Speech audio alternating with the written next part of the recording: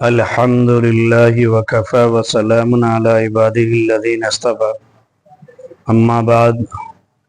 नाज़रीन, आज सितंबर की 24 तारीख़ है और तकरीबन 8 दिन पहले इत्तेहादे मुस्लिमीन पार्टी के साबिक़ MP सैयद इम्तियाज़ जलील, जो अपने खुलूस और कौम से सच्ची हमदर्दी और मोहब्बत की वजह से ज़्यादातर सुर्खियों में रहते हैं और उनकी वीडियो मैं आपके सामने नशर करता रहता हूँ, उनकी वीडियो आपके सामने मैं डालता रहता हूँ। हर मौके पर वो कौम की रहनुमाई के लिए खड़े रहते हैं और हर मौके पर वो कौम का साथ देते हैं। नाज़रीन, उन्होंने तकरीबन 8 दिन पहले एक रामगिरी महाराज, जिसके बारे में पहले भी अर्ज़ किया गया था, उसे कम बख्त के बारे में एक पहले तो वीडियो बनाई थी इस चीज़ के मुताल्लिक के उसके ऊपर एक्शन लिया जाए, लेकिन जब कोई एक्शन होता हुआ नज़र नहीं आया तो फिर उसने तकरीबन 60 FIR होने के बाद भी तो उसने तकरीबन एक हफ़्ता पहले एक वीडियो बनाई थी छोटी सी कि हम संविधान की कापियाँ ये CM एकनाथ शिंदे साहब को देंगे मुंबई में आकर के। तो लोगों ने इसको हल्के में लिया और गवर्नमेंट इसको गालिबन मजाक समझती रही और उस अल्लाह के शेर ने, सैयद इम्तियाज़ जलील साहब ने ये ख्वाब पूरा करके बहुत सारे लोगों के मुंह पर तमाचा मारा है। एक तो मुस्लिम लीडरशिप का सही मैसेज और पैगाम उन्होंने दिया है कि ऐसा हरगिज़ नहीं हो सकता। अल्लाह तबारक व तआला जिससे काम लेते हैं उससे लेते हैं, हर एक से अल्लाह तबारक व तआला काम नहीं लेते। दूसरे जो वो फ़िरका परस्त ताकतें और अनासिर जो अपना आप को यूँ समझ रहे हैं कि हम शेर हैं, शेर हो गए हैं और हम जो चाहे कर सकते हैं, उन लोगों को भी ये मैसेज दिया है कि एक आवाज़ पर और अकेले तनहा एक आदमी की आवाज़ पर लाखों लोग उस रैली में शिरकत कर सकते हैं। और इतनी वो काफ़िला कल 23 तारीख से रवाना हो गया था मुंबई के लिए, कहीं मुब्रा से, कहीं परभनी से, कहीं नागपुर से, अतराफ व जवानिब से लोग उसके अंदर शरीक होते चले जा रहे हैं। और ताज्जुब की बात, एक बेइंतहा ताज्जुब की बात यह है कि रैली ये नबी अलैहिस्सलातु वस्सलाम की शान में गुस्ताखी करने वाले उस बदतमीज़ कमबख्त गद्दार के लिए की गई है। और उसी के साथ साथ जो नीतीश राणे जैसा बदबख्त बदज़बान खोलने वाला और यूँ कहने वाला कि हम यूँ कर देंगे, इस तरह के अल्फाज कहने वाला, उसके ख़िलाफ़ ये रैली की जा रही है। लेकिन उसके अंदर बहुत ही कमाल की बात यह है, अभी मैं सैयद इम्तियाज़ जलील साहब का एक वीडियो देख रहा था कल रात में, तो उन्होंने बताया कि इसमें हमारे लिए बड़ी सआदत की बात और बड़ी खुशी की बात यह है कि हमारी एक बहन, गैर मुस्लिम हमारी बहन है, जिन्होंने 100 गाड़ियाँ अपने किराए के साथ, जाहिर सी बात है औरंगाबाद से मुंबई कई सौ किलोमीटर पड़ता है, और 100 गाड़ियाँ अपने ज़ाती पैसे से उन्होंने किराए पे करके दी हैं इस रैली के लिए कि महाराष्ट्र के अंदर जो हालत ख़राब हो रही है, यानी स्टेट कानून से नहीं चल रहा है, तो उसके लिए बहुत आपने अच्छी पहल की, हम आपके साथ हैं। तो देखने वाली बात यह है कि ये नफरती चिंटू जो मुट्ठी भर हैं, जो अपने आप को यूँ समझते हैं कि हम जो चाहे कर सकते हैं, इनकी औकात भी इनको दिखला दी गई है कि जब एक आवाज़ पर इतने लाखों लोग जा सकते हों, तो फिर अगर जो तौकीर रज़ा साहब की वीडियो मैंने आपके सामने रखी थी कि अगर 2% भी रोड पर आ गए तो लाइन ऑर्डर का मसला भी होगा, गवर्नमेंट को संभालना मुश्किल हो जाएगा। तो अब इस वक्त तो मैं तो फरहत बख्श और खुशकुन झलकियाँ मैं आपको उस रैली की भी दिखानी चाहता हूँ और सैयद इम्तियाज़ जलील का वो वीडियो भी दिखाना चाहता हूँ। और इसी के साथ साथ ये उन लीडरों के मुंह पर भी एक तमाचा है जो अपने आप को लीडर समझे बैठे हों, चाहे वो किसी तंजीम के सरबराह हों और ये चाहे वो किसी पार्टी में रहने वाले लीडरान हों, मुस्लिम लीडरान, ये उनके मुंह पर भी एक तमाचा है कि अल्लाह के नबी अलैहिस्सलाम की शान के लिए पार्टी नहीं देखी जाती, अल्लाह के नबी अलैहिस्सलाम की इज्जत के लिए अपने मफाद नहीं देखे जाते, बल्कि आंखें बंद करके इत्तिहाद के साथ अल्लाह का एक शेर निकल सकता है। और हालात रात के ये बता रहे हैं कि मुंब्रा नाके पर उनको रोका गया और फिर आगे चल करके अगर मुंबई थाने के अंदर, मुंबई सिटी के अंदर ये रैली घुसती है तो पूरे रोड और ट्रैफिक जाम हो जाएंगे, इसलिए कि कई लाख का ये एक अल्लाह के शेरों का ये एक काफिला है जो चला जा रहा है और इस मुंबई के सीने पर चढ़ने की तैयारी कर रहा है। तो अगर ये वहाँ पे गए तो लॉ एंड ऑर्डर का मसला हो जाएगा और ट्रैफिक जाम होगा। तो इसीलिए अब मुंबई पुलिस, अभी मैं सुबह खबर पढ़ रहा था कि मुंबई पुलिस ने 25 तारीख का शायद टाइम लिया है उसे गिरफ्तार करने का। जो भी हो, बहरहाल इसमें कई मैसेज हैं। नंबर 1 ही कि अल्लाह दीन का काम जिससे लेना चाहे उससे ले सकता है, अबाबिल से ले सकता है, और उसके लिए कोई आलिम मुफ्ती होना ज़रूरी नहीं है। जो ये लोग अपने आप को ये समझ रहे हैं कि हम तंजीम के सरआवरदा हैं और हम करेंगे तो होगा, अल्लाह जिससे काम लेना चाहे जब चाहे ले सकता है। और ये वही सईद इम्तियाज जलील है जिनको अपने वालों ने जाकर के वहाँ पे हराया था, कम वक्तों ने। अपने भी बड़े लोग उसमें शामिल थे, माजरत के साथ कहना चाहता हूँ, उनको बुरी लगेगी मेरी ये बात, लेकिन उन्हीं लोगों ने हराया था। लेकिन अल्लाह तबारक व तआला ने उससे काम लिया। वीडियो लंबी हो जाएगी, आप ये काफिला देखिएगा और इंडिया टीवी वाले से जो मुस्तकिल गुफ्तगू भी है सईद इम्तियाज जलील की, वो वीडियो देखेगा और आपके दिल को तसल्ली होगी, तशफ़ी होगी। और लाखों करोड़ों जो लोगों की दिलों की धड़कन और आवाज़ इस वक्त में, जो लोगों के दिलों के अंदर जज्बात मचल रहे थे लेकिन वो ज़बान पर नहीं ला पा रहे थे, उन जज्बातों का मदावा सईद इम्तियाज जलील ने किया है और ये मैसेज दे दिया है कि अगर कौम खड़ी हो जाए तो किसी के बाप के अंदर हिम्मत नहीं है कि वो कुछ कर सके या कुछ हो सके, चाहे वो किसी भी सतह पर हो। चूँकि हुकूमत आवाम से बनाई जाती हैं, आवाम हुकूमत से नहीं बनती बल्कि हुकूमत आवाम से बनती हैं।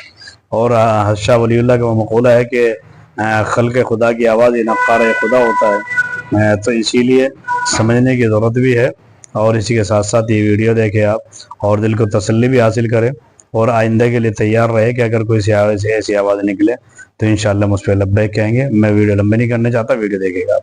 अस्सलाम वालेकुम रहमतुल्लाहि व बरकातहू। महाराष्ट्र सरकार पर कोई फर्क पड़ेगा? महाराष्ट्र सरकार पर कोई फर्क पड़ेगा आपके इस रैली से? कैसे? ये काफिले से महाराष्ट्र सरकार पर फर्क पड़ेगा? महाराष्ट्र सरकार को फर्क पड़ेगा महाराष्ट्र की सरकार पर? अभी सिर्फ झलक देखे है वो। मुझसे कहते हैं कि तुम आ नहीं सकते हैं करके, मैं मुख्यमंत्री के गढ़ में आ गया हूँ। पुलिस स्वागत के लिए तैयार है मुलुल टोल पर, रोक लिया जाएगा हम काफिले? भी तैयार है, हम भी तैयार है, हर लिहाज से तैयार है। ये इम्तियाज जलील चुनाव के लिए तो नहीं कर रहा, ऐसा आरोप लग रहा है। लाहौल वाला कुव्वत अल्लाह, अगर कोई मुसलमान है तो ऐसा सवाल कर नहीं सकता है। नबी करीम सल्लल्लाहु अलैहि वसल्लम से बढ़कर कुछ नहीं हो सकता है, हमारे हुजूर से बढ़कर कोई चीज़ नहीं है। ऐसे 50 MLA और MP की सीट कुर्बान उनके लिए। नितेश राणे पर रोक लगाएगी सरकार? छोटा सा पिद्दू है।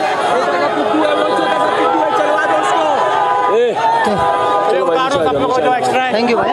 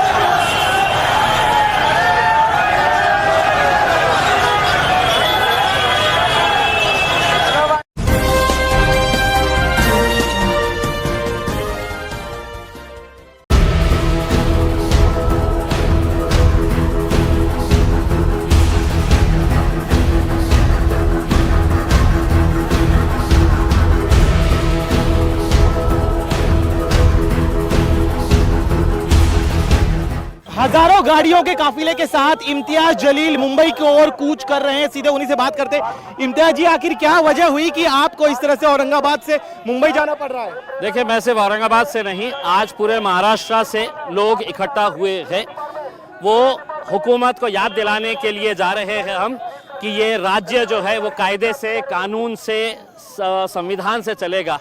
जिस तरीके से जाति, धर्म और मजहब के नाम के ऊपर गंदी घटिया राजनीति खेली जा रही है, स्टेज के ऊपर खड़े रह के मुसलमानों को गाली दी जा रही है, हमारे धर्म के ऊपर गाली दी जा रही है, कोई कार्रवाई नहीं हो रही है, पुलिस खामोश बैठी हुई है, सरकार प्रशासन है तो इसको बढ़ावा दे रही है। और अफसोस के साथ कहना पड़ रहा है कि अदालतों से जो उम्मीद थी कि अदालत ने इसके बारे में कोई सख्त रवैया अपनाना चाहिए, वो भी जब खामोश नज़र आ रहे हैं तो हमें मजबूरन सड़क के ऊपर उतर के हमें कहीं ना कहीं सरकार को जगाने के लिए हम जा रहे हैं, उन्हें संविधान की एक कॉपी देने के लिए जा रहे हैं। आप कह रहे हैं सरकार को जगाने के लिए जा रहे हैं, लेकिन आप बताइए आखिर इतना बड़ा हजारों गाड़ियों का काफिला आप अरेंज कैसे कर पाए? कितना समय आपको लगा? किन किन संस्थाओं से आपने बात की? मैंने सिर्फ एक प्रेस कॉन्फ्रेंस के अंदर ऐलान किया था कि अब हम मुंबई की तरफ चलेंगे करके, और उसके बाद कहीं पर मुझे कोई मेहनत करने की ज़रूरत नहीं पड़ी। आज आप देखेंगे इतना सारा हुजूम जो है वो इस बात की गवाही दे रहा है कि लोगों के अंदर कितनी नाराज़गी है।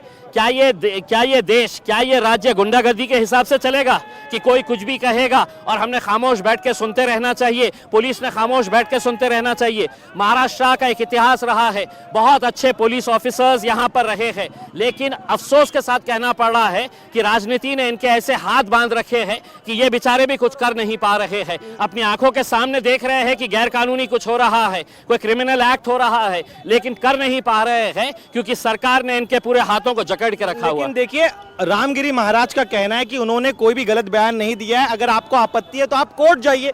आप इस तरह से सड़क पूरी समृद्धि एक्सप्रेस हाईवे है वो पूरा जाम हो गया है। रामगिरी महाराज आपके लिए हो सकते हैं, ये ऐसे गुंड कहा जाता है, हमारे लिए महाराज नहीं, उन्हें कहा जाता है। ऐसे गुंड प्रवृत्ति के लोग भगवा चोला ओढ़कर कैसे धंधे करते हैं ये आपने देखे होंगे।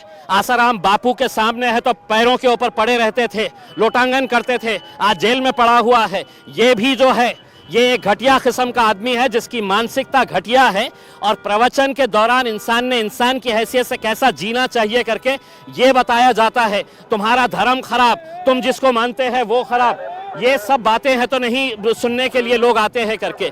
तो इसको बुलाया गया है कि तू बोल ऐसा, हम चाहते हैं कि महाराष्ट्र का माहौल खराब हो करके। और उसी दिन महाराष्ट्र के मुख्यमंत्री आकर इनकी पीठ थपथपाते और कहते हैं कि यांच्या केशाला ये मैं हाथ लाऊ देणार नहीं, इनके बाल को भी मैं धक्का नहीं लगने दूंगा। सोचिए, जो मानसिकता इसकी है वही मानसिकता सरकार की भी है। आप कह रहे हैं सरकार जो है रामगिरी महाराज का साथ दे रही है, लेकिन दूसरी दलील, खासतौर पर मुख्यमंत्री का एक बयान भी मैं आपको याद दिला दूं, जब उन्होंने कहा था कि इनके बाल को भी जो है हम ठेस पहुंचने नहीं देंगे। ऐसे में क्या इस तरह से इतना बड़ा काफिला लेकर जाना एक तरह से सरकार पर दबाव बनाने की रणनीति आप? बिल्कुल, सरकार सोने का नाटक कर रही है। हम सरकार को जगाने के लिए और एक संविधान की कॉपी उन्हें गिफ्ट करने के लिए आए हैं कि आपका हमारा देश, हमारा राज्य जो है, महाराष्ट्र की एक संस्कृति हुआ करती थी।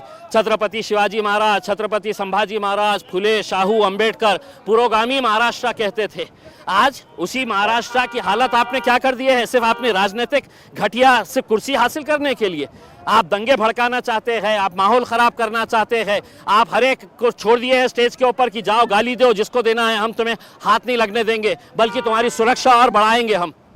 बिल्कुल, आप कह रहे, देखिए ये आपकी दलील, लेकिन एक और आरोप ये भी आप पर लग रहा है, चूंकि लोकसभा चुनाव में MIM का बड़ा वोट बैंक जो था वो उनके हाथ से छिटक गया और अब विधानसभा चुनाव करीब है, इसीलिए इम्तियाज जलील फिर एक बार अपने वोट बैंक को। आपकी गलत जानकारी है। MIM ने कितने सीटें लड़ी है महाराष्ट्र के अंदर, आप ये बताइएगा। उसमें हमने यहाँ पर ये जो लोग जमा हुए हैं ये कोई MIM के पूरे कार्यकर्ता है, ऐसा नहीं है। हमने लोगों से कहा था कि तुम किस राजनीतिक पार्टी से ताल्लुक़ रखते हैं, कौन सी तुम्हारी जमात है, तंजीम है, हमें कोई लेना देना नहीं है।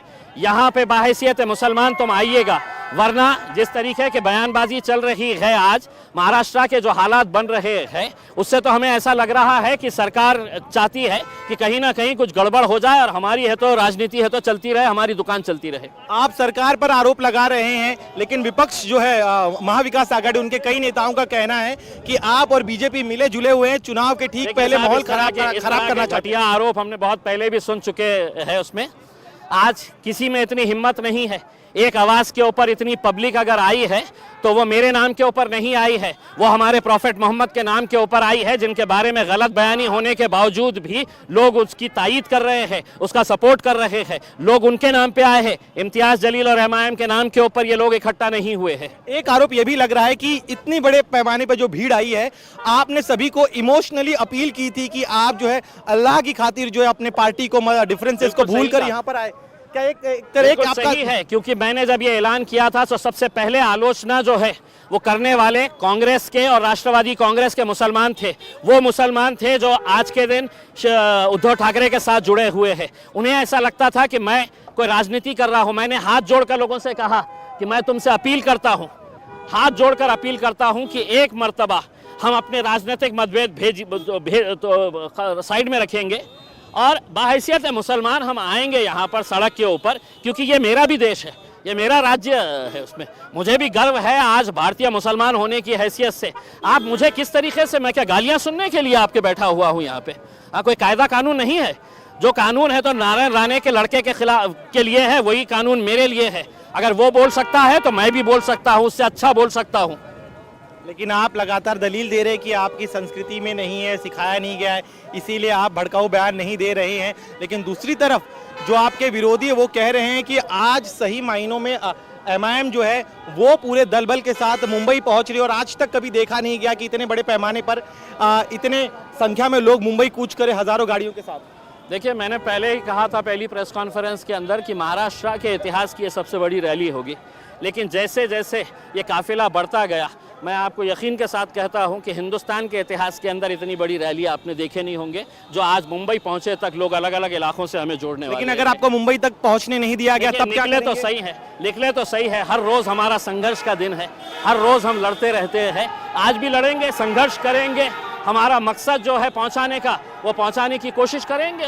राजनीतिक दलों के झंडे को लाने से आपने क्यों इनकार किया? क्या आपके एक रणनीति का हिस्सा था? बिल्कुल, हमने ये कहा था कि ये कोई राजनीति का मामला नहीं है, ये हमारे मजहब से, हमारे धर्म से जुड़ा हुआ मुद्दा है, ये इंसानियत से जुड़ा हुआ मुद्दा है। प्रॉफिट मोहम्मद जो है वो इंसानियत का पैगाम दिए है और आप इस तरह की बयानबाजी करते हैं। 60 FIR रजिस्टर होने के बावजूद भी कोर्ट का काम नहीं था अदालत का कि अदालत ने पुलिस से पूछना कि चार्जशीट कितने उसमें फाइल हुई है, क्या एक्शन लिया गया है करके। उसमें पुलिस खामोश बैठी हुई है, हाथ बांध दिए गए हैं।